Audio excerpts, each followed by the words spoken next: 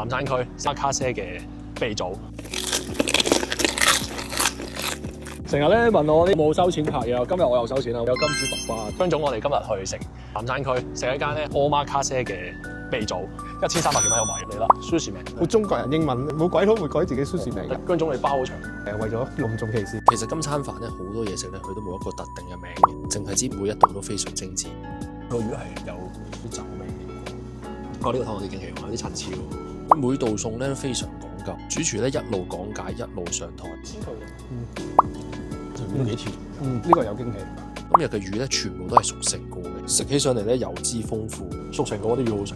呢個係一頭鮑魚啊，將佢最好食嘅部分切出嚟，再用鮑魚乾嘅汁煮成個醬。佢好識玩地咧，每一道菜都會有個緩和點，等你個味蕾咧有緩衝之後，再第二次爆發，到最後咧先食翻最基本嘅壽司。佢個美味咧，我想講係用感動嚟形容。你睇下，我真係食極都有得食。我諗我計計埋埋食咗18樣嘢，12天熟。呢個係最貴嘅位置。